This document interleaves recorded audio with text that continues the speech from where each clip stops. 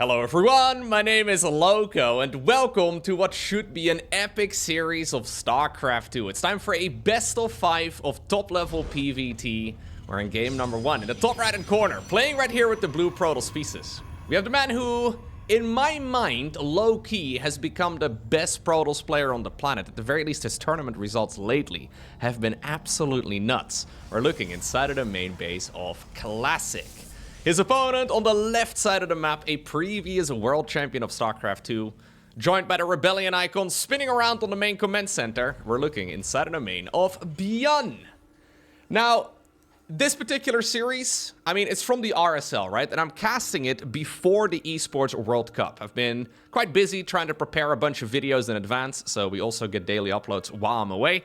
Hope you're liking them, but anyways, these two are obviously qualified for the EWC. And maybe, you never really know, maybe one of them is the world champion of StarCraft 2 in 2025 by the time that this video makes it up onto the YouTube channel. Not sure though. I feel like ByuN is gonna have a much harder time than Classic. I've been very impressed by Classic as of late. He has just been able to beat even the likes of, for example, well, Serral and Clem lately. And when you can reliably and quite consistently beat somebody like Clem and somebody like Serral, you have a very real shot at becoming the world champion of StarCraft. Most eyes, especially when it comes to Protoss players, most eyes seem to be pointed to players like, for example, Hero. But I feel like Classic, I mean, he's in my mind at the very least been outperforming ByuN quite a bit.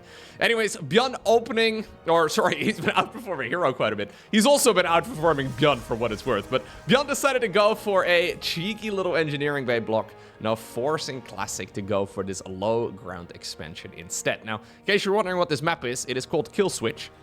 It is not an official ladder map in StarCraft 2, but the RSL, which is the tournament that this series was played in, it used a different map pool than the official tournament map pool, which is pretty cool. We get some tournament map variety in that sense too, and ultimately when you run your own events, you can just, well, host whatever map you like, right? Generally speaking, when you start a tournament on a certain map pool, you don't switch it halfway through. And at this point, I quite like it, because even though the quote-unquote new maps are still very fun, these do feel a little bit more fresh to me, just because I haven't seen them nearly as much. Kill Switch is a bit of a funky one though. In general, it feels a little linear as far as the amount of attack paths go, especially as long as all these rocks are up. So there's a load of rocks all over the map, and there's like inhibitor zones over here that slow down units that pass through them. I believe you can actually destroy these rocks in the middle and then, well, also destroy the inhibitor zone generators. There's a lot of variety here. First Stalker, though, has gone across the map. Second one joining in as well. We get a little bit of body blocking, and you know what? The Reaper sacrifices itself for the Terran Dominion. Still, though, the second Stalker is going to be able to just finish everything up. Cyclone is going to it's going to come up here as well for ByuN, so it's time for that Stalker to go back home. If it doesn't want to get sniped, then I believe that Classic is reading the situation very, very nicely. Now, this is a series that was recommended to me by quite a few viewers, actually. So, if you ever watch, like, an amazing StarCraft 2 tournament, as, for example, the games are being played, feel free to reach out to me at any time. Probably the easiest place is Discord. Discord.gg/LowkoTV. I get quite a few people pinging me there and letting me know, hey, this series, it is amazing. You should certainly go ahead and check it out. And these days, it seems like I can usually, I don't want to flex or anything, but I can usually get my hands on most tournament replay packs. Not all of them. But most of the time, tournament organizers are happy to share, especially after a tournament has been wrapped up. Cyclone is trying to fish right now for a free hit. Doesn't quite get it. Instead, we decide to load all of these units into the medevac. He's going to have to go through those slow zones, though, and it does, well, make it a little difficult to get into the main base, especially escaping might be an absolute disaster. Losing this would be pretty much the equivalent of losing the game. I mean, maybe that's, running a little bit ahead of the facts, but it's so difficult for Terran in general in this matchup to catch up to Protoss, and when you lose a full medevac worth of units at this stage in the game, quite literally like 80% of your total amount of army supply, you basically just die to the Stalker counterattack. So Blink is gonna come up here. It's finishing in just a couple seconds. Luckily for ByuN, it wasn't done any earlier. Hallucinated Phoenix Scout is going to reveal the exact defensive positioning right here of ByuN. And it looks to me like the siege tank in the main base is going to keep everything quite nice and protected. Second siege tank now also available. That tech lab, though, that is a researching Stimpak, has got to look very juicy. But I don't think Classic is going to blink into the main base. It's not really his style. Some players go a little crazy. They get a little overly aggressive. But Classic, generally speaking, very macro-oriented and pretty risk-averse. Maybe not as risk-averse as, for example, a Showtime. But certainly not as aggressive as, for example, a Hero. And I feel like Classic just lately has been very impressive. At the beginning of the year, like, honestly, when we talk about, like, high-level games, at the beginning of the year, Classic matches, like, his games just really didn't look too good. But over the last 6 months, he's really stepped it up, and he's looking, well, quite literally better than ever before now. At the very least, compared to the rest of the competition. I have been very impressed with the way that Classic has been able to, approach all of these games. Now, we have a bit of a gateway explosion inside of the natural expansion of Classic. ByuN, however, is sending the medevac the long way around. So we have apparently a planet over here. Way in the background. We seem to be dangerously close to it, man. How does this space platform not fall onto the planet's surface? Anyway, maybe we're just barely high enough for orbit. So there is a little bit of a stalker push over here. Looks like maybe a single cyclone there ended up going down. I was wondering if that was a cyclone or a siege tank. Siege tank would be a bit of a disaster. What about this medevac drop, though? Classic is going to be forced to warp in some reinforcements, but... Okay. Ooh, those siege tanks. Getting some nice hits in. Softening up the stalkers, but not quite killing that many just yet. Classic, though, for now, is mostly just trying to buy time. He's going into Colossus. First Colossus is out, but it doesn't have ranged, and these are the types of attacks that can make the game extremely difficult. If ByuN can get in position, charge is done, however. If ByuN can get in position over here, for example, behind the rocks, it's very tricky to break. Obviously, Classic knows that, so he's going to try and slow this advancement down as much as he can. Okay, could have split against that, but didn't quite get the job done. ByuN, though, decides to double down on the aggression, too, as he lands a whole lot of the units inside of the main base. Probes do go down. We have a secondary medevac drop as well inside of the natural, and then also a push over at the third. But obviously, if you split up your units that much, then the main of the Protoss army, the main bulk right here of the Protoss army, can just overwhelm that push at the third. He kills a bunch of units here, like a couple of the... Actually, if we just continue fighting, apparently. Yeah, he kills a few probes, but I don't think it really justifies, well, losing all of those siege tanks. And now maybe Classic might be able to overwhelm you in a natural expansion if you're not careful. He decides to back up for the time being, but keep in mind this has been a pretty late third command center, all things considered, and Classic has been macroing on 3 bases for quite a while already. Those are the types of attacks that could be an absolute advantage for Terran, but what did he really kill? He killed like 5 probes there in total with all of those drops, and I wouldn't be surprised if we're going to see a 4th Nexus here starting up in just a moment for Classic. He could even go for the one right over here. There's a good few options. Alternatively, though, he could even been thinking about going for a big push. Oh, as he gets one of the medevacs. This one is empty, so not the end of the world. He could even go for a big push as soon as Terran decides to land their command center over at the third base. A bunch of the zealots sort of body blocking this, but with the medevac gone, he's not going to be able to save those units anymore. I wouldn't mind it if Classic just decides to go for a big attack. Second... A robo facility coming up. We even have the gravitic drive research. That is the warp prism speed improvement. So maybe he's thinking about doing a little bit of multitasking of his own. But this I really like. It's going to be difficult for ByuN. Oh my god. Ooh, especially if he runs into those stalkers. Classic must have heard it, or maybe he saw it. He decides to, well, hold the attack for just a second, hoping to intercept some of those medevacs. Still, though, the dance of the Protoss here is really, really good. Third base is just not gonna go, well, it's not gonna set up over here, and it's not gonna start mining. This is absolutely critical for ByuN, who cannot sit on 2 bases any longer. We're even getting to the point right now where, like, the main base is starting to run out. Look at this. Classic all over this medevac drop right over here, too. He didn't go for a 4th Nexus.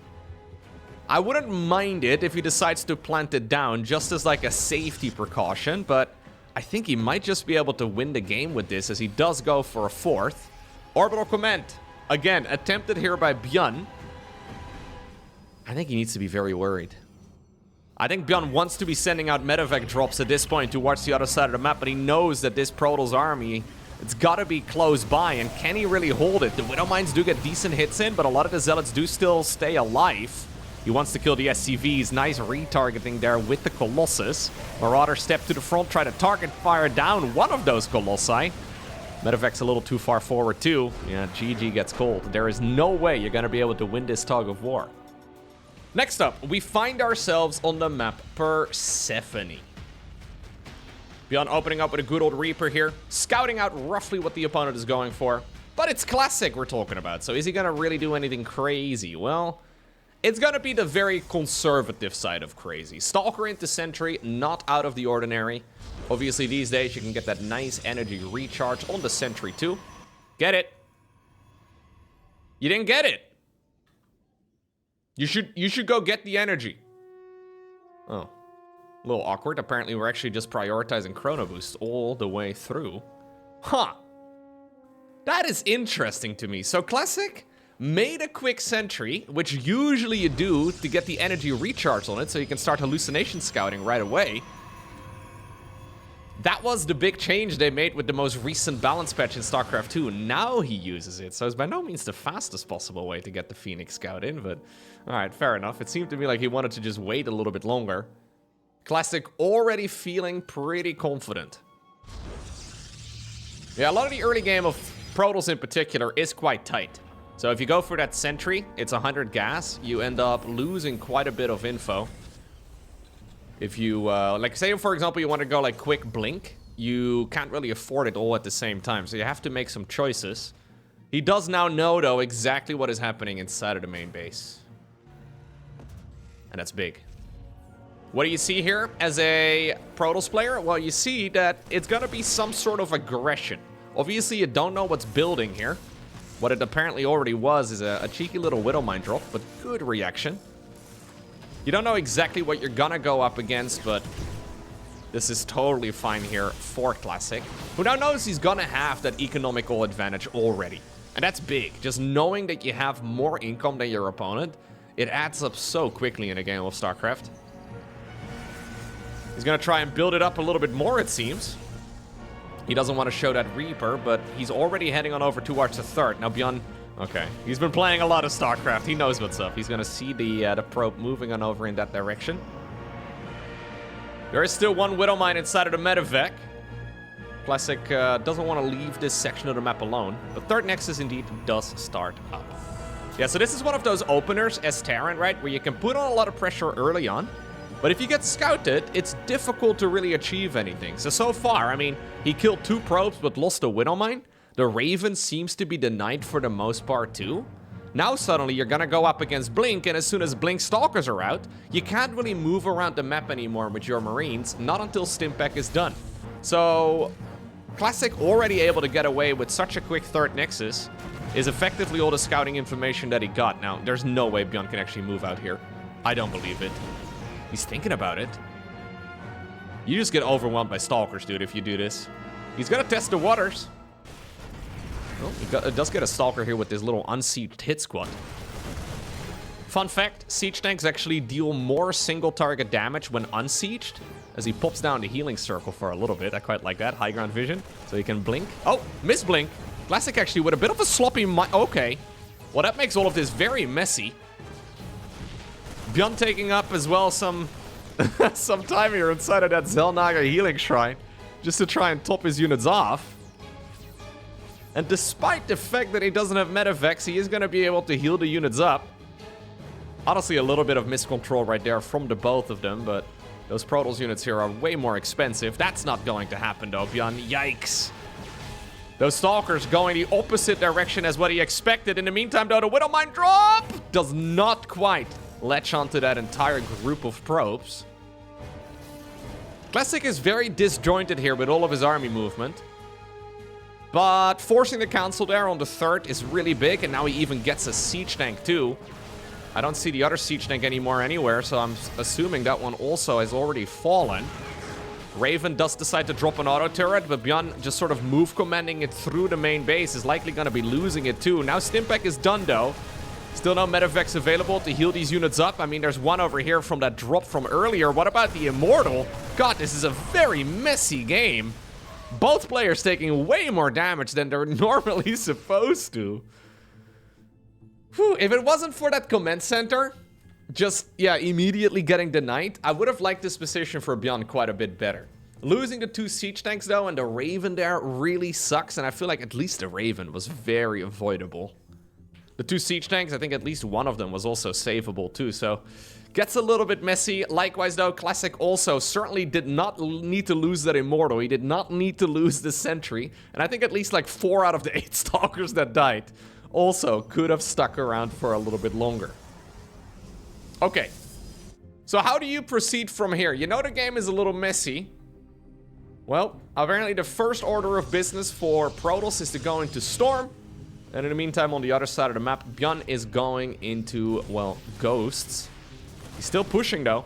His army's looking really menacing, and obviously Marine Marauder Medevac skills really nicely at this stage in the game. Ooh. Some nice Widowmine hits, too. This Protoss army doesn't quite pack a punch here, but he needs to be careful. The Zealots are mostly sacrificial. The Stalkers can easily be microed backwards. And the next time he goes across the map, there will be High Templar. High Templar are so scary here. That energy recharge ability has come in clutch many times. There we go. This High Templar now has enough energy for a Psy Storm as soon as the upgrade is indeed done. And that is going to keep Classic nice and safe, assuming he actually gets the Storm down on some of those Terran units, which is much easier said than done. Little Zealot run by here as well. Third command center now finally finishes up, and Ghost production has begun. Little warp in as well inside of the main base, or at the very least a little Zealot drop. Scan in the top right hand corner does indeed reveal that ByuN, well, is now going up against a 4-base Protoss. Zealot's still going to town, though, and this is mostly just Classic trying to buy a bunch of time. He's trying to build more bulk to his army. 4 Zealots is perfect if you want to pick him back up. I mean, he probably was originally planning on doing that, but there's a big fight happening right over here at the front, too. Good micro here by ByuN. They call him Micro Jackson for a reason. Avoiding the storms, though, is easier said than done. And yeah, this concave is not going to be one that you can really break. 10 SCVs in the meantime did go down as well on the other side of the map. The Zealots still not quite done yet. Got a feeling, though, the Prism may end up going down if he decides to overstay as welcome. Okay, no, we're just going to drop on. We're just going to drop down the Zealots here and just continue being as much of a nuisance as possible. Now, one big problem here is that neither player really has amazing upgrades. ByuN currently sitting at 1-1, but he hasn't yet fired up the +2/+2. Normally in a game, well, at this stage at the very least, that is something you're considering, but it's not that easily done. Yeah, Armory only just now begins, together with the second engineering bay. So because of all the aggression earlier and because of all the losses, he's been a bit hesitant. And likewise as well, Classic, a little bit late on his second forge. He's only on a single upgrade right now. Does find quite a few of the Terran units, though, on the right side of the map. And now the High Templar are thinking about coming out a little bit further forward, too. Classic might even be thinking about taking up the gold base already. Whoa, the Prism does die, but not before completing this massive Zealot warp inside of the main base. EMP is nice, but those Zealots are still going to pay for themselves very, very nicely. 18 SCVs end up going down. And this is not going according to plan right here for ByuN at all. I mean, his army is still good, but he needs to get something done with his army soon. EMP, no, a feedback instead and some massive storms. Well, there we go. Now we got the EMP on all of those High Templar. None of them have any energy remaining anymore. There was another Ghost hiding somewhere in the mix, and without that storm, suddenly this Protoss army can get wiped off the map. At the start of that, it looked like an amazing engagement right there for Protoss when he first got the storm down, and oh my god, now we have ByuN hunting down those High Templar as well. You guys might not be able to escape in time as we have the Terran player stutter stepping through the speed zones, and suddenly this game has been flipped upside down. This is not something that Protoss can easily replace. He still has a bigger eco, though. He still has a bigger eco, and ByuN doesn't know if he can actually afford it, right? Can he really continue fighting towards the top right-hand corner of the map? I feel like there was an opportunity for it. Classic, in the meantime, decides to make another base. Okay, then. Feels a little cheeky to me, but he's just building up a 5th Nexus. Finally, the +2 for the infantry attacks. +2 armor there in typical ByuN fashion. Already started up. Classic still reading this game well, though. I would have been very hesitant playing down or planting down that 5th. Especially after losing so many expensive units. But Classic is like, well, you know what? Do I want 4 additional Zealots? Or would I rather have a new Nexus?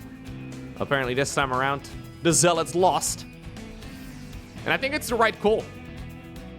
Yeah, I think when he saw that ByuN did not continue hunting down the base in the top right-hand corner, it meant that Terran had to expand themselves, which is exactly what happened here for ByuN. So if Terran does not chase down the 4th Nexus, they have to be expanding, so you may as well expand yourself. It's a little bit of a gamble, but I think it's paid off so far. And ultimately, the supply counts here, I mean, the worker counts, the supply counts, everything across the board, is looking pretty darn similar. Upgrades not too far behind now either. There's the +3 and the +2 started up for Classic. We have the +2 about halfway done for the attacks now for ByuN. And he's going to be able to get the armor upgrade to the +3 stage here. Started in a moment. There we go. Nicely done. Okay. At this stage in the game, though, I pretty much always like the position of the Protoss better. Even though this isn't really a comfortable spot for either, action is very much so, in my mind at the very least, on the Terran here. Because look at this. We are still expanding all over the map. Classic is now double expanding at the same time. I love how aggressive he has been, though, with taking those bases. I mean, he knows he's likely not going to be able to hold on to, at the very least, both of them. But hey, you might be able to, and if you can get away with it, that would be huge. He's still dancing in the middle of the map, too. That observer, not going to be able to achieve that much, but... yeah. And ByuN is going to have to slowly progress as well by building up his own eco. We have some storm drops coming in. Okay, buddy. 6 SCVs for a Prism and a Templar. Yeah, new ones will be coming up very soon. Okay. 4 Colossi, by the way. How many Vikings do we have? It's 8 Vikings. It's going to be good, but I don't know if it's going to be enough. Some good EMPs, though. Ooh, that EMP did not quite land, but he didn't have the high ground vision to actually land the storm. Nice engagement there for ByuN. Here we have the Terran coming in with a flank, though, as he's trying to see if he can sandwich this Protoss army. Coming in from a couple different angles all at the same time. Those rocks, though, are going to be painful. So much splash damage in this Protoss army. And even though that was a cool move, that was not the play at all. Very quick GG here from ByuN, and honestly, too early of a GG, if I'm being brutally honest with you. I feel like he could have stuck in his game for a little bit longer. But in the end, apparently, he does not feel comfortable playing it out. And that means that Classic gets another point on the board. Nobody wants to be playing Classic in a macro game anymore. Yeah. Do you think he's sad about it at all? Everybody just keeps on tapping out before they get to the late game. Well, at least you still get the win, but man... this is some very strange bullying. The players are just like, well, you know what? I can't do it against Classic in the late game. May as well just leave.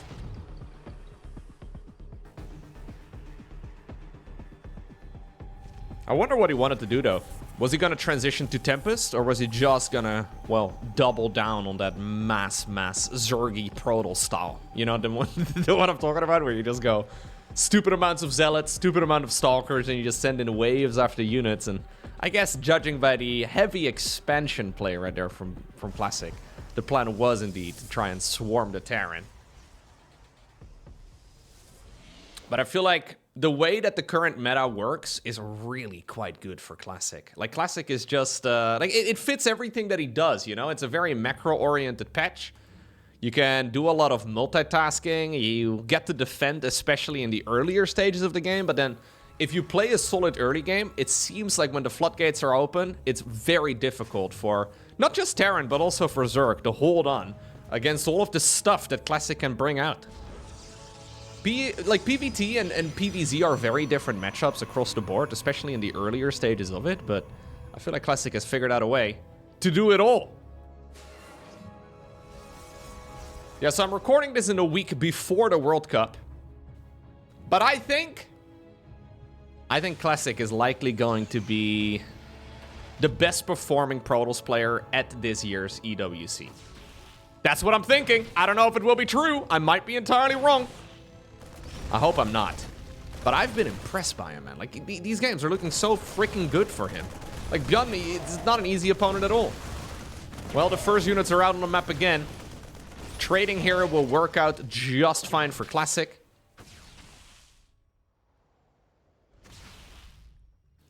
Yeah, the thing that I don't really like about Hero, so Hero is technically, if you look at the stats, technically Max Specs is the highest ranked player. Then below that would be Hero. They're extremely close to one another, and then right below that is Classic. Now, Classic has been getting very close to them, at the very least as far as statistics go, and his recent results, like the ones over the last few months, have been impressing me a lot more than, well, both Hero as well as Max Specs. And I feel like it's very difficult for me to predict how good somebody like Hero is going to perform at the EWC. Like, he could look absolutely phenomenal. And then, you know, I will obviously eat my words, and I really don't mind, man. Like, it's totally fine for me if he decides to perform really well. But I've just seen a lot of games lately where Hero just plays a little bit derpy. And that's sort of his thing. There's very little stability in the way that Hero plays. And I find it difficult to predict how good he's going to perform. Hero is in one of those weird spots where, like, he can technically beat anybody, but he can also technically lose against a lot of players, I think. Like, nobody would be surprised if he wins against, I don't know, some of the very best players in the world. But then likewise, nobody would be, you know, surprised if he, like, does a Hero move and he just kind of loses against somebody that he's supposed to beat. We'll have to see what Hero actually shows up. Anyways, we have a nice little dance over here. Medevac does end up going down. I don't know if there's enough Protoss, though, to really get underneath that siege tank. Okay, he's trying to get there eventually. Bit expensive. We had a little bit of multitasking there, too. Okay, Forge coming up, Robo Facility coming up. 3 probes did end up going down, but not bad whatsoever, because the third Nexus is already finishing here for Classic.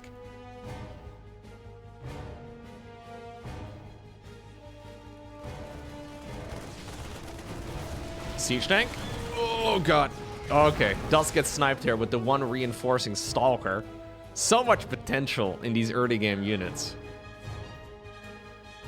I'm actually super excited for this year's EWC, man. That's going to be so much fun. I'm really not sure what we can expect from a lot of the players. Some of the absolute top contenders have not shown a lot of games lately. And we'll have to see what form they will have. Okay. Shield battery helping out quite a bit.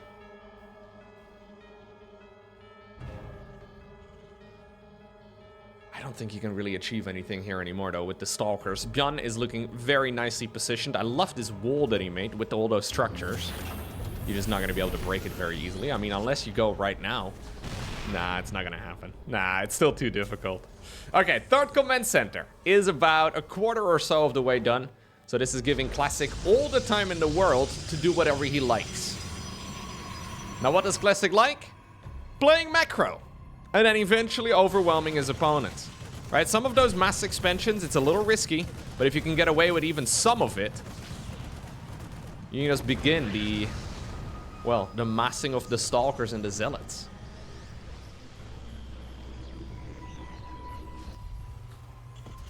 There's a lot of unpredictability, though, going into this year's EWC. I don't know how many Terran players are going to be abusing Cyclones. Technically, the Cyclone is currently bugged. It is not going to be fixed by the time... like, we're not going to get any patches right now. That would be ridiculous. So, yeah, I wonder if we're going to be seeing any of those. But I really am not sure, especially out of, for example, Serral, what we can expect from him. Serral is basically, like, I've been casting some of his games, but the games I've been casting from Serral were all like a month, maybe a month or two old. He's effectively put his head down over the last the last like month and a half or so, and he's just been practicing. He hasn't shared any games. He hasn't played in any tournaments. I have no idea if we're going to be seeing him go like full Super Saiyan again, you know? Like, is he in the hyperbolic time chamber right now? Has he been practicing with twice the normal level of gravity? And is he going to appear an absolute StarCraft god again? I don't know. Could be.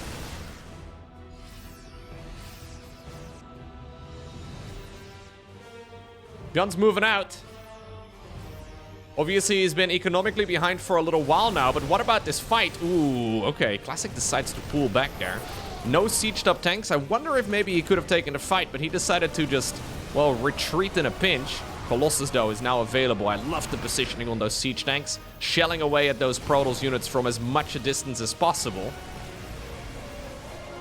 Not really that many workers, though, for Classic here in total, and no fourth Nexus either. So ByuN really doesn't have to be too aggressive. We've got ourselves the third command center up and running. I would love to see a Ghost Academy here in a moment, although you don't really need it as quickly against this type of army. It's still incredibly worthwhile. Yeah, and now ByuN actually, for like the first time in his entire series, actually has more workers than his opponent. Zealots going in with the flank. Zealots moving in with the flank. One of the siege tanks actually not sieged up. I think ByuN was just about ready to reposition his army. Charge coming off cooldown again. Some of the Zealots move in once more. Marauders in the front, though, tank a lot of the damage. And now the fourth Nexus will start up. But I'm liking this position way more for ByuN than the ones that we saw him in so far in this series. It doesn't really seem reflected yet in this particular engagement. But this game is looking way more comfortable for him. Still, though, he needs to be careful. He doesn't overextend. Those Colossi and that Immortal. A couple of well-placed force fields as well with the sentries can change the tide of this type of battle really quickly. Reinforcing Terran units do show up. Yeah, Classic just warping in units at home. He doesn't have a prism ready to warp in units over here, and this is exactly what the Protoss player was hoping for. The boys get pooled, and if the SCVs can get roasted by the Colossi, that would be, well, hell of a way to try and catch back up. Marauders at like 1 HP decide to try and run through this. I love that Raven coming in from that early game aggression as the prism shows up and snatches one of the Colossi away to safety. Although, is it safety? As he is still not able to really bring it back home. Colossus goes down inside of the prism. It was expensive, though, because all of the Terran units decided to stutter step forward, even the ones that weren't able to shoot up. Ultimately, it's these Vikings that cleared the job. A lot of losses on both sides of the map. You cannot really underestimate the amount of damage that killing 17 SCVs really has, right? So, yeah, it was a full reset of both armies. But now suddenly Classic has a slight worker advantage once more. You gotta keep in mind, though, the mules. And obviously also the speed at which these Terran units can, well, reproduce. You can very rapidly make a bunch of stuff out of those barracks. And the Colossus is good, but it needs support. And currently it's only a bunch of Zealots. And the armor missile does also coat some of those Marauders in Dorito dust. Stalkers going around the side here to try and, well, get revenge on those Vikings that have already killed the Colossus. Okay. This is a big one, though, for Terran. Getting those extra upgrades done so much quicker than the Protoss is big. Sadly for him, he did not quite line up the +2 armor at the perfect moment, so all of this is a little bit messy, but ByuN is doing a load of upgrading. Starts up the 4th Command Center, too. Got ourselves the Gravitic Drive in the meantime on the other side of the map, but Barracks 6, 7, and 8 have now started up here for ByuN. So he is settling in for a bit of a macro game from here. Not quite confident that he can really like bring this game home already by skipping out on the 4th Command Center and just pushing with full production instead.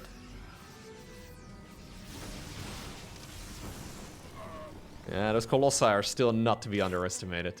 We have only one Ghost in the mix, by the way. Ooh. A couple of Widowmines getting quite a bit of damage done. A little bit of a Zealot run by. Classic still has a bit of life in him. Kind of felt like he was just treated as a punching bag over the last couple minutes, but... okay. Not gonna go down without a fight, and he starts up a 5th Nexus before Terran can secure a 4th. Anti-armor missile, though, is so freaking good here. It softens up, so basically it just reduces the armor that all of those Terran, all of those Protoss units or Terran units have that are affected by it, so they just take additional damage from everything. their all-cause mortality goes up. Only temporary, though. Alright. Disruptors. Coming up here as his next weapon of choice. So even though he's had a ton of value, well, with all of the high Templar plays so far in this series, Classic has decided to, not bother with any of that in this particular game so far. So we're doubling down on the robotics play instead. I quite like it. Additional gateways coming up, and still only a handful of gas. So not a whole lot of gas income in general. He's going to be able to just, well, warp in tons of units if he wants to. Disruptor does get sniped before the Purification Nova detonates. ByuN, one of the very best players when it comes to countering that sort of style.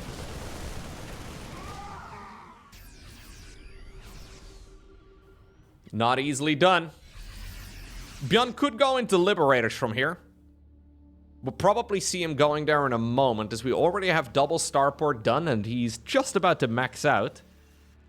Liberator play would be phenomenal, and a much more reliable way, at the very least, to deal with these heavy robo-based armies.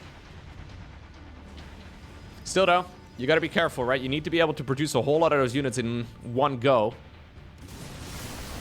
Okay. Anti-armor missile mostly hurting, well, a couple of the Zealots, but mostly the Terran army itself. Okay. Hoping to bowl a lucky strike. Fusion Core, though, coming up here. And that is going to be for the medevac upgrade and then also for the Liberator ranged. Finally, that Raven ends up going down. Nice snipe right there, though, on some of those important units, as we do have a nice detonation. But ByuN also targeted down every single one of those Colossi. He is going to be forced to retreat now. Reinforcing Terran units do show up. In the meantime, there is a warp in as well on the left side of the map, so Classic ready to try and backstab the opponent for a little bit. Purification Nova on cooldown right now, so Classic decides to roll those units back, at least for just a moment. Sentry cannot teleport like his friends, so the Sentry does die. Sad days. Nice interception here as well by ByuN, who's gonna not allow those Zealots to really get a whole lot of damage in. Yeah, fantastic work here, honestly, across the board for ByuN. It is one of those clear examples too, right? If you transition to the Liberators too soon, you might not be able to actually reproduce these type of units. Ooh, that Purification Nova hurts quite a bit, but of course the Novas don't deal enough damage anymore to one-shot Marauders in 2025. Okay. Zealots charge through. Marauders try to get on top of the Colossus, and they do end up getting the kill. At this point, the Colossi just don't really seem as impactful as earlier on in the game of StarCraft. So Classic is still gonna add some more into the mix, but he knows they're not as reliable as they once used to be. Okay. 5th Command Center, now secured here for ByuN. He's got 64 workers, which is not bad whatsoever. Little hit squad of Adepts trying to go around. I find this quite ambitious here for Classic. 16-minute Adept warp in. You know what? Yeah, might as well try and wreak a little bit of havoc here. Just be a bit of a nuisance, as long as they're on hold position. Terran's gonna have to send units on over there. Very APM, you know, reliable harassment, right? Gotta be careful, though, with that planetary. The planetary can't quite hit behind the mineral line here. So Classic using that ranged advantage. And so far, this has been an excellent back and forth. Now, what about this, though? So we do have the Terran once more, trying to come in from multiple angles at once. He's already had a successful sandwich before in this series, but we've also seen a couple unsuccessful ones so far. And I feel like maybe this is in that second category, although the fight on the left did end up... Okay, never mind. It did end up being an advantage for Terran, and suddenly, with those units joining in the fray as well, we do get Classic overwhelmed. ByuN just relying on his micro once more. Big Zealot warping, though, is going to make it difficult for him to really continue chasing down those Disruptors. And at this point, how many... Yeah, we have 14 gateways in total. It's going to be difficult to really stop those warp-ins. But at this point, Classic's money is, well, no longer in the bank. He's not even maxed out, not even remotely close to it. EMP there on the Zealots too. It's a little difficult to see with all of those health bars, but Those Zealots are gonna go down significantly quicker when there is a Ghost in the mix. Medevac's fully out of energy now. We haven't seen, I don't think so at the very least, the Fusion Core really be used for anything. I would love to see the Medevac energy regen ability, but... okay. Ultimately, ByuN picks up, gets on out of there. Yeah, ByuN's so aggressive at all times with those units that he just doesn't have any energy on even this many Medevacs. There's 10 Medevacs in total. Whew. Liberator production has begun. Interesting that we do it now. I think it's probably just for harassment. Classic, he is not really able to stop the flood, it seems, as we have a lot more Protoss units while running over here, but it's all a bit disjointed. And I think, yes, that engagement is exactly what ByuN was hoping for all this time. Classic bleeds out a lot of units, and ByuN gets a point on the board. Next up, we find ourselves on the map Ley Lines. ByuN apparently feeling confident now, decides to skip the Reaper, skip the SCV Scout. All we've done is check out this part of the map. He's like, well, if Classic is gonna proxy gate me, it's gonna be here and nowhere else. Should see a Cyclone though on the back of this. Yep, there it is, and that's gonna keep him pretty safe. You basically sacrifice a little bit of safety to be slightly safer a minute later.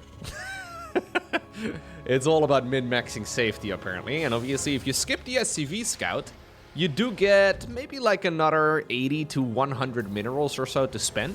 Just because it can easily take a minute or two for the worker to be out on the map. And a worker mines about 0.8 minerals or so on average a second. So it adds up pretty quickly. Not scouting can actually be a reliable strat. Still though, this is the type of opener as a Terran player that if you go for it on the ladder, like blind Marine first, you can be in a world of trouble. But when you know your opponent is Classic, you'll probably be able to get away with it. Still though, Classic has been quite greedy as well here. He did go for the early scouts, of course, those hallucinated phoenixes being extremely nice. I actually think it's a little too good. Yeah. Going into future balance patches, I think we're gonna see that energy recharge get adjusted a little bit, because it is an insane ability. It's funny too, because when they first announced it, so basically the shield battery overcharge ability got removed out of the game, and in exchange they got energy recharge. And I remember a lot of Protoss players, especially on Reddit, rioting about it because they thought it was going to be a massive nerf. Like, how are you ever going to be able to defend anything? Well, it turns out just by knowing that an attack is coming, you can actually prepare for it. Protoss has effectively gone from never being able to reliably scout to being able to reliably scout every single time. Energy recharge is amazing, though. It's also very good on oracles. Ooh, as we do have the medevac taking a lot of damage. Don't lose it, ByuN. Ay, ay, ay. Can he at least get a sentry kill? Yeah, okay. That's something, but still, this was meant to do a little bit more. Medevac losses are very expensive. Banshee right now on the back of this as well, though, which is a little funky. Medevac into Banshee doesn't really line up very well. Maybe it can actually deal some damage. Obviously, in this matchup, energy recharge is also amazing on High Templar, right? So, Stalker into Sentry. You can just scout all game long, assuming you don't lose the Sentry to a... blink and you miss it. Ha! Sorry. Yeah, you can get so much information, right? You have to not lose the Sentry, but... you can always remake another one if you want to. At this point, though, it's pretty clear what Terran is going to do. Because they're going to go into Stimpack. They're going to go into Combat Shields, and they're going to go into the +1 infantry attacks. Aggressive blink forward right here from Classic as he leads this charge with a single Stalker that can tank the damage from the Siege Tank. We're once more going back, though, to old, reliable High Templar. I like it. Even though I think Colossi are pretty sick, and it's a good alternative choice, I'm a big fan of the High Templar play. Banshee, though, has arrived in the main base, and this is something that you don't really expect. It's been a long time since the medevac moved out, too. Yeah, Banshee's pretty much always managed to slip away at least once. He actually went for... Did he cancel the Storm research? What just happened here? He had Storm going. Maybe he felt like he needed to actually prioritize other units for a little bit, but now we restarted again. Banshee goes in. 7 kills, though, in total is not bad whatsoever.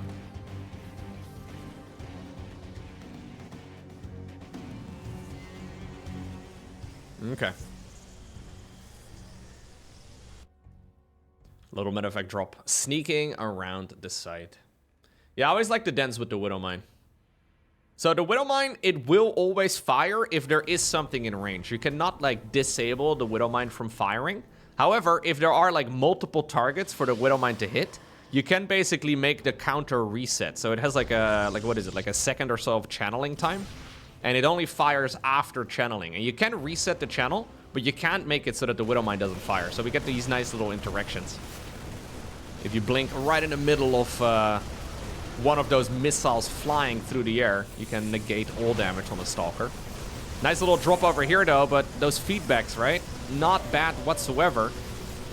It's a little bit clumsy here, but I think it's okay for Classic in the end. Still, though, ByuN does deal some damage, and the losses here are negligible.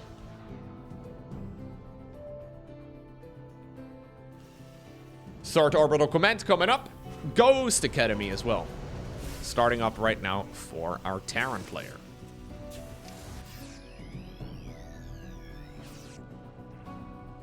Let's see, what can we do with this? Well, I wouldn't be surprised to see a 4th base going up in a moment here. Classic actually not super quick on the 4th Nexus, I've noticed. He does hit a supply block. Goes for an aesthetically pleasing pylon setup inside of the main base. Some sort of weird blood ritual or whatever's going on here with that probe in the middle. That looked like a sacrifice ready to start, but the probe ran away.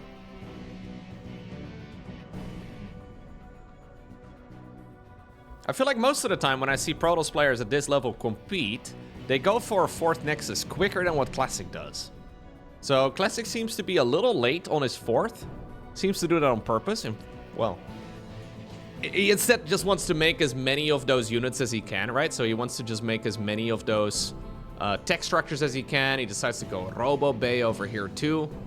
It's gone into an Observer here. He's just building all the important stuff. And then we finally go into a 4th. He's very greedy though with the 5th base. So I find that timing quite interesting. It now gives him the opportunity to potentially engage here, but it's not so easily done. Okay. Ooh, Storm Drop. Storm Drops! Mate, I love Storm Drops. There's just something about Storm Drops. We've not seen it much in all the time that StarCraft 2 has been around for. But it's mostly because the Prism and the High Templar are so flimsy, right? When you can kind of get it down, you can deal so much damage to a mineral line so freaking quick. +2 starts up again for the Terran player in the meantime. And you can see that ByuN has kind of turned into a bit of a punching bag because of the 4th Nexus being relatively late here for Protoss. It's forcing ByuN into a more defensive position. A nice scan over here does reveal the Observer. Recognizes that indeed he was being spotted from something. Turns out it was the Observer.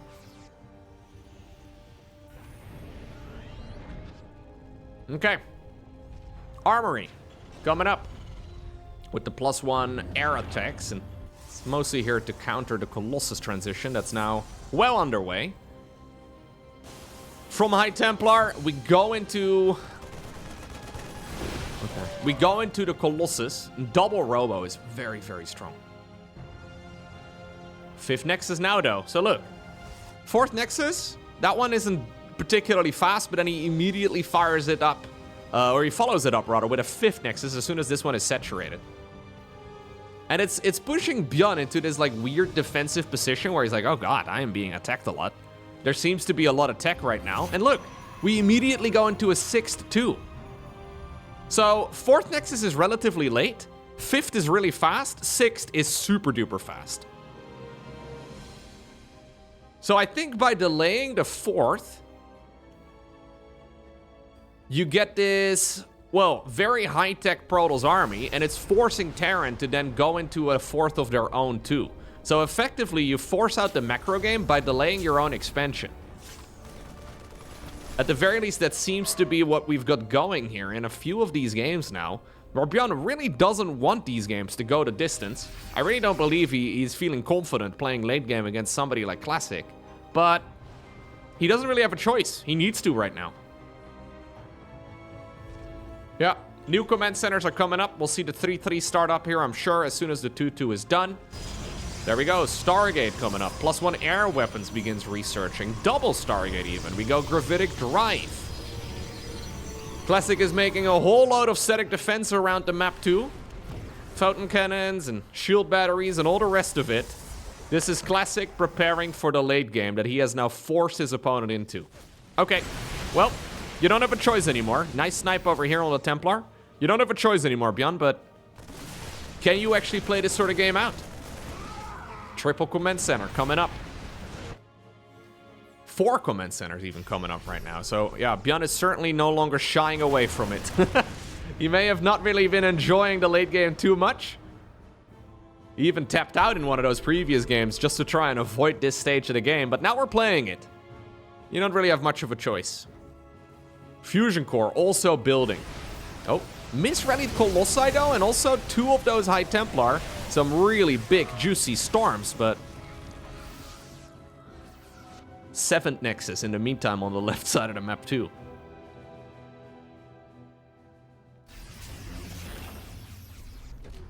Now, there's a few different approaches, right, that Protoss players like to go for. Either you go into Tempests, and that's your way of countering a lot of those, well, scary Terran units in the late game.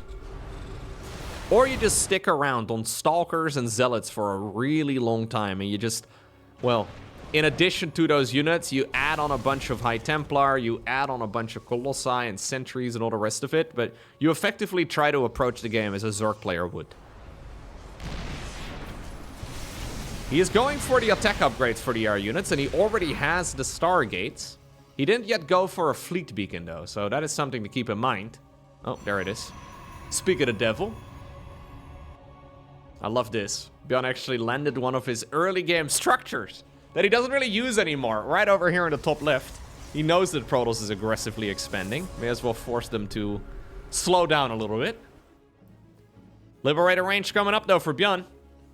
Additional gateways also building, so these are going to be all the way up to 16 in total. It's a lot of gateways. Rarely do we see Terran players go beyond 8 barracks. 8 barracks is kind of just like the... Although you could technically go into like 11 or so if you have a lot of money in the bank. ByuN though prefers spending some of that money on command centers. A little late on the +3 armor for the infantry units, but at this point it feels like we're mostly just dancing. Oh no, we do have Classic actually committing. Fair enough. Nice storm over there. This base is taking a lot of damage. SCVs in the back also now, though, do take a whole load of it. And this is a very curious engagement, and one I really didn't expect Classic to take, but it works out for him brilliantly. He does lose a lot of units in the process, though. Like, that wasn't cheap by any stretch of the imagination. But now he's got so much production, he can just remax in a second. Like, he's got so many gateways here. He's got a huge bank as well. Look at this. How in the world do you fight this now as ByuN? I'm really not sure. So, there's now 4,500 resources in the bank. Classic is maxed. ByuN is also maxed, but he's not nearly as rich. We have a big transition, though, underway. The mothership is underway. We've got 4 Tempest building all at the same time. Tectonic Destabilizers is researching. That is the upgrade that allows the Tempest to deal double damage to structures. We've got the +2 air weapons researching, +1 armor for the flying units on the back of this too. Classic threw away a bunch of units only for them to kill a command center and then for them to replace. Look at this, he's even trying to fake it. Sends in an hallucinated Colossi. Alright. Not too shabby. Now he's just, well, flooding the map with Nexus. Like, he's just building them everywhere.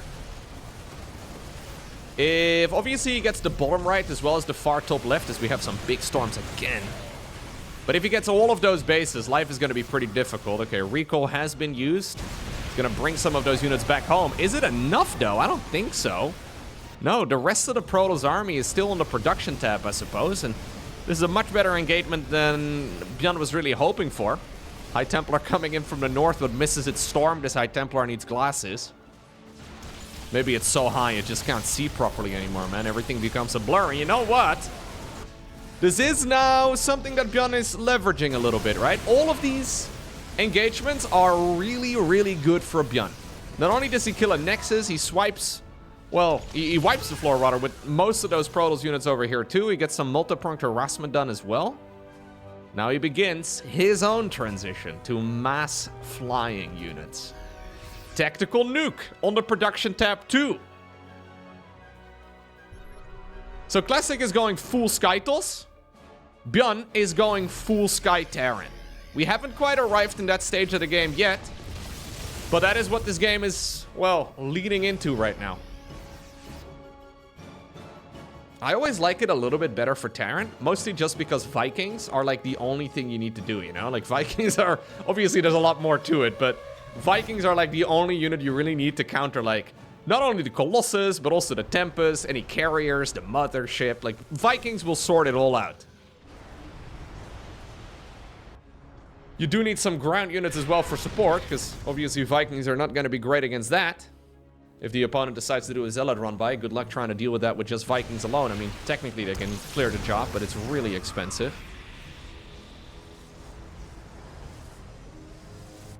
Okay. It is all going to be reactors, so sadly for us, no battlecruiser transition, although I would love that. Yeah, you know what? That huge bank that Classic had earlier over his opponent has now mostly been evened up. Ooh, nice EMP there. And here's the Vikings, man. Those Vikings are so scary. Still, though, he's not really microing the Vikings. He sort of lets them all die, and now he finally controls them again. The ground army, though, has been doing a phenomenal job as well, and both players take so many losses. I feel like both players could have done a better job in that fight, but an absolute nosedive when it comes to the armies. Ay, ay, ay. We went from like 140, 130-ish army supply down to like 70. At least it was both players taking similar losses. Classic can remax faster. However, he doesn't have money to be able to reliably do it. New command center coming up as well for ByuN. He needs to be careful, but obviously if he builds up a sufficient enough command center bank, he can just mine out bases within minutes. Recall is going to be used again. Oh, in the direction of the mothership this time around. So he snipes one of the bases in the top left, and now he wants to try and snipe the one over here too. Planetary Fortress, though, is making this very, very difficult. Classic decides to slither away with the units he does still have, and okay, fair enough. We decide to recall after recalling all the way to the other side of the map. Again, I love this sort of approach, man. He moved from the top left to the bottom right, back to the top left again now. At this point, though, all of these units are gonna be on cooldown. It's gonna be about another minute before he can go and flip the script again. New Planetary Fortress was built in the exact same position. A little bit of deja vu from what we had earlier. ByuN quick to replace any lost command centers because he's got so many of them. Okay. Oh, Terran army coming in around the corner, but not quite enough to really force the engagement here from the Protoss player. This is a banger game. We're 20 minutes in. And I'm not sure who's winning this. I like the position better for ByuN right now, for sure. But it's so easy. It's so easy for this type of game to still slip out of your fingers.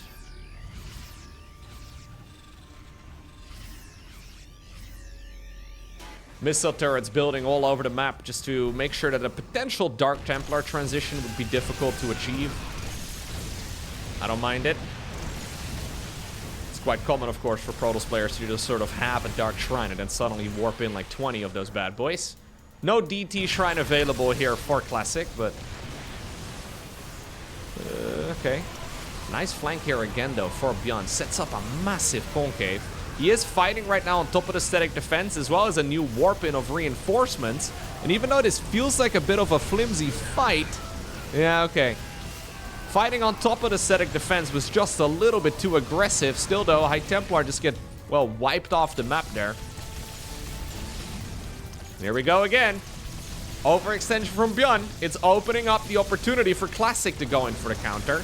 And obviously, these Tempests, man, they can just clear out a base in seconds. They can get rid of those structures really rapidly. The Vikings are here. Mothership is also here, though, so cloaking is an option. Should be plenty of scans available for the time being. We have 11 orbitals. Yeah, I think he can scan. He's going mass Tempest again.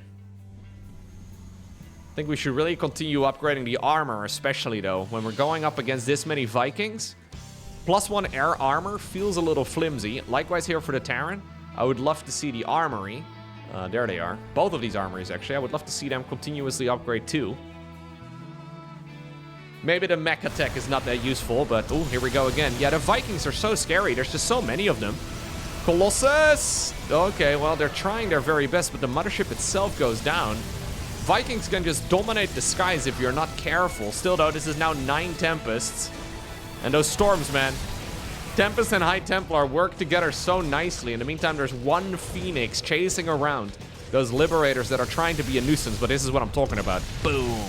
Command center disappears in quite literally 2 shots of all of those Tempests.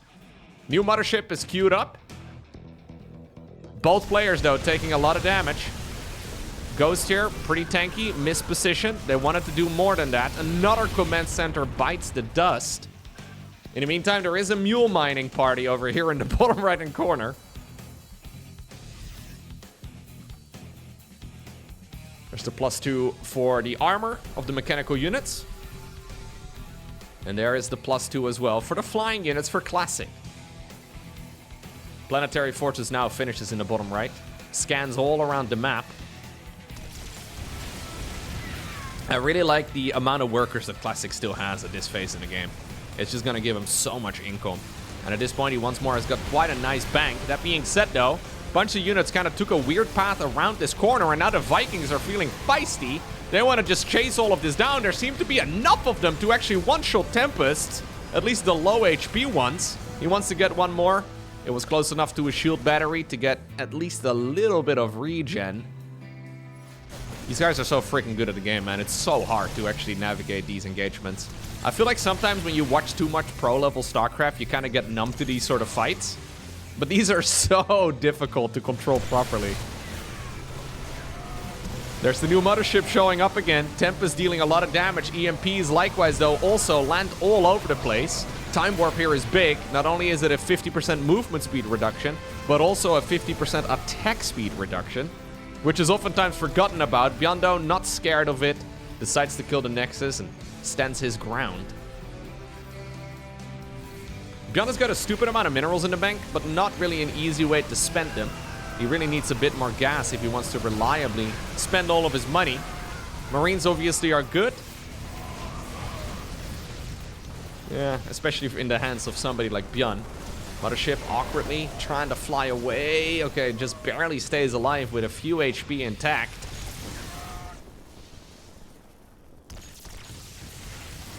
High Templar start regenning energy once more. And as soon as all of them have storms available, it'll be difficult again for ByuN to continue pushing. Still, though, this is where the original skirmish began. And that planetary fortress is up and running. And there's nothing Classic can really do about it. Same for this Nexus over here at the bottom. It's no longer around. So all of these fights, I mean, it's effectively an extra base gained for ByuN and an extra base down for Classic compared to where we were a few minutes ago. Liberator harassment continues in the top left-hand corner as well. Just to stress that multitasking here of the Protoss player a little bit more. It's gonna warp in, well, a bunch of units to go around the site, but very APM intensive. Here we go. Tactical nuke. Fly straight through the middle of the map. Can he snipe down the one ghost over here that is targeting it? Nope. Not quite the case. New tactical nuke immediately does start up. This is ByuN really just trying to play the positional advantage. How are we still this low in gas, ByuN? I guess he's spending it pretty rapidly. He's really increased his income now, though, so it should actually even up quite nicely here. Mothership does end up going down again, whereas the Storms, well, there's 9 High Templar, but they're a little bit far behind the Pact, and that does mean that the rest of the Terran army right now can storm through everything. EMPs, again, landed as well on the Templar, making it impossible for them to go ahead and cast Storm. There's finally one available again. Landed Vikings now, though, are a necessity since there's no longer any units for them to go ahead and kill up in the air. ByuN, though, needs to be careful he doesn't overextend. These Protoss units reinforce the army very quickly. He's trying to target fire down as many of those Archons as he possibly can. 13 additional Zealots get warped in too, but they're not in this engagement just yet.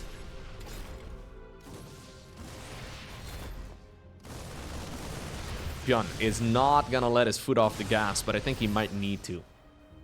Maybe landing. Yes, a round of mules. There we go. A celebratory round of mules for every mineral field in the bottom right. Yeah, that's gonna boost his income nice and rapidly. I'm excited for this income advantage graph to update here in a moment. I think we had one of those moments here earlier too.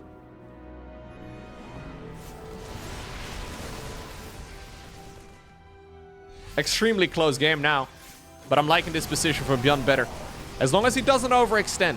Difficult game to read, though, for the both of them, right? Like, we have all the information. We can see that this game is still very close. But maybe ByuN believes that all of those engagements here over the last 10 minutes have just been going way better for him. And it, well, could mean that you overextend. New base, though, landed in the top left. That means that now ByuN has taken his 50% of the map.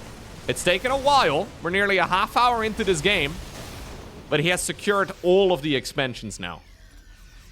Cost efficiency-wise, that micro here of, well, Micro Jackson, right, of ByuN himself has been good enough.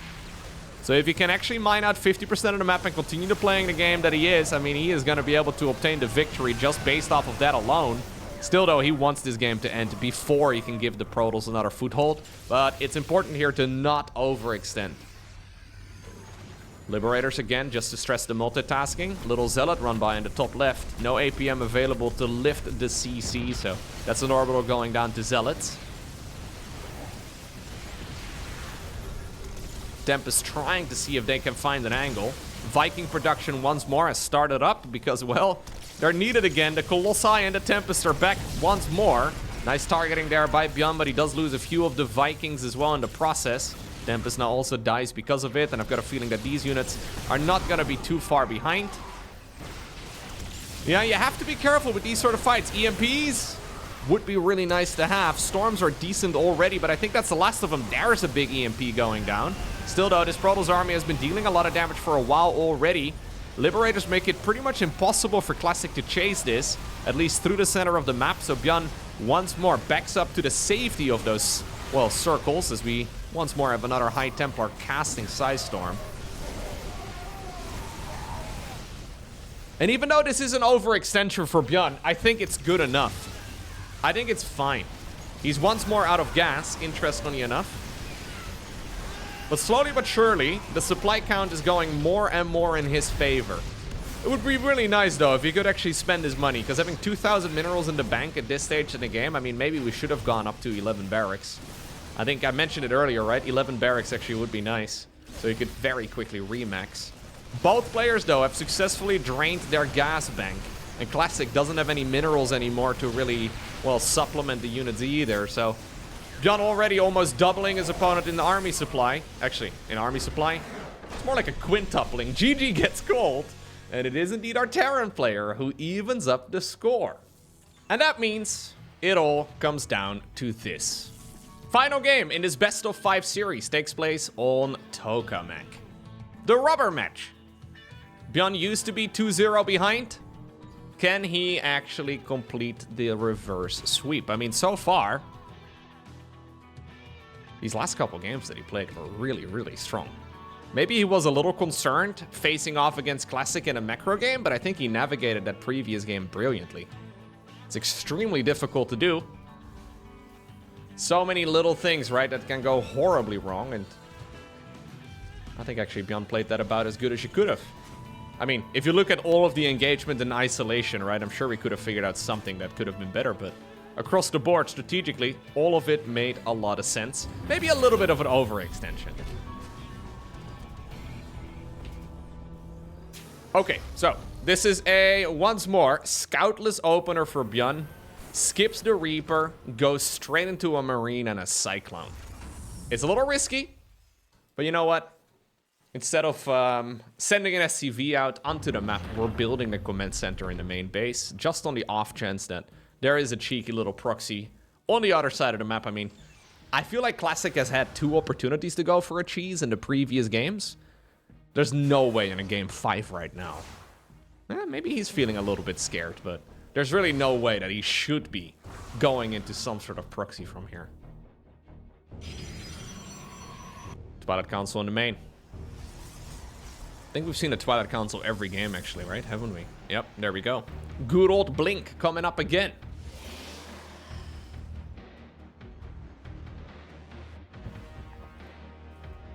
Cyclone is available.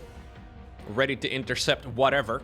Because of that, Classic is gonna send these hallucinations in a bit of a different pattern towards the other side of the map. This is like the Overlord meta, you know? A lot of Zerg players initially, when maps are first introduced, will figure out what the best locations for Overlords are. But because they figure it out, the opponents also figure it out at the same time, and then they have to go for suboptimal locations. Similar idea to the Hallucination Phoenix Scout right now. I mean, you would just be sending it straight across the map, but since there have been a lot of Terran players knowing how you're going to be sending those straight to the other side of the map, they also position units to try and intercept it. Widowmine drop coming up here for ByuN though. He will try and see if he can finally get some damage done with them, and so far, I mean, I love this Observer. Classic sees it coming in, I believe. At least, did he? Oh, maybe he didn't see. No, he didn't actually see. Ah, okay. Maybe he can get a little bit of work done, but I mean, these Widowmine drops are really just to cause a little bit of stress. And obviously a lot of lost mining time as well. Okay, so Widowmine is gonna get sacrificed. But still, it's gonna be a big dip right there in that income advantage for Classic. Obviously, it's going to stabilize again. Third Nexus in the meantime is building. And, oh, don't lose the medevac. Don't lose the medevac, ByuN. Okay. Slightly mispositioned, that one. Feels really good, by the way, for a Protoss player to kill a medevac with a Widowmine in it. Because normally it's like a thing you have to always, like, you know, keep one eye to the minimap for, right? Like, you have to keep your eyes pointed to the minimap at all time. Or at all times. Like, it's just very annoying. So killing that not only gives you the medevac kill and the Widowmine, it also makes the entire game a little bit more simple. Banshee goes across. Does see one of the Stalkers there, doesn't want to overextend. In the meantime, the Stalkers... What?! Execution right there by ByuN! Targeted down his own Cyclone there. Okay. He rules the Terran Dominion with an iron fist. Even Mengsk would be impressed. Keep in mind the Banshee that we saw in the previous game. I mean, they did a lot more damage. This is, so far, just a really, really nice game for Classic. Probably wondering where that Cyclone went. We have a line of Terran structures again, though, but no third base. We can start up one in a moment. We could also pull the boys, which admittedly ByuN doesn't seem to be too fond of, but we've been seeing it quite a bit. Maybe it's because in general, okay, there we go, third CC does begin. Players like Classic are extremely good at countering two base holdings. Ranged upgrade coming up for the Colossus. First Colossus on the production tab. There was already an Immortal produced. Stimpack, combat shields, as well as the +1 infantry attacks, though. It's all going to finish up right around the same time, and it's going to be a big power spike for those Terran units, but can he really get any of these units in position? I think we need to repair the tank if we want to ever go for a push. It's a little late now, so I think we're not going to do it anymore. ByuN, yeah, doing a very un-ByuN-like play over here. Just chills. A little closer to home. Man, his medevacs are itching right now, though. I'm pretty sure, dude. He's like, oh my god, I gotta send those units across the map. Ay, ay, ay. This is what most Terrans do, where they just sort of sit? Ugh. Yeah, he's been taking a bunch of damage earlier on. Instead, we microed a Banshee, but I don't think it's gonna be microed for much longer. Alright. Do we go for anything, ByuN? Or do we hold it? Nope, we hold it. This is difficult for ByuN. As soon as ByuN has units and medevacs, he pretty much always starts sailing the skies. But apparently we just idle it. He's got to give Classic a lot of time, though. And Classic is just having a good time here. Goes for a 4th Nexus. Seems earlier now than in the previous games. 2nd Robo coming up as well. And this is giving Classic basically an opportunity to just breathe for a little bit and build up whatever army he likes. Apparently 69 workers is what he likes for now. He's going to quickly surpass that, though, when he goes up to that 4th Nexus. And we've already begun long-distance mining some of those mineral lines, or some of those mineral fields. I think it's about time, actually, for Classic to step on the gas. He's putting up a lot of spotter units and a bunch of structures as well, just to make sure that he can quickly reinforce and also see incoming medevac drops that are skirting the outsides of the map. Zealot warp in over here would be big. Push over here at the 3rd base would also be big, but this is when Classic gets a little bit of a chance to showcase some of his multitasking. Easy interception over here, though, just a single Zealot. This feels very unlike ByuN, right? Obviously, those previous games must have been quite fatiguing as well. But look how slow this is. Maybe ByuN is now saying, yo, I thought I couldn't win in a late game.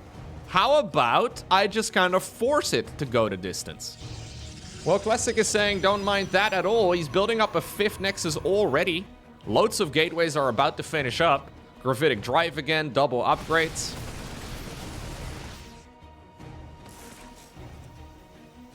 Classic has just got full map control, though. Yeah, ByuN really just sitting on the expansions that he's got.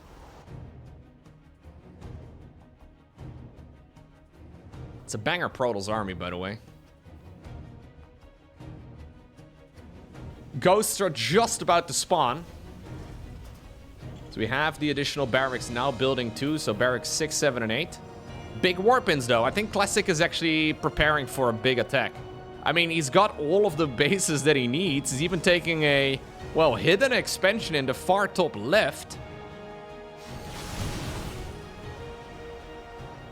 Here we go. Distraction in the main base, apparently. He decided to reposition a bunch of these Terran units. That means that this nice turtled up position suddenly is gone.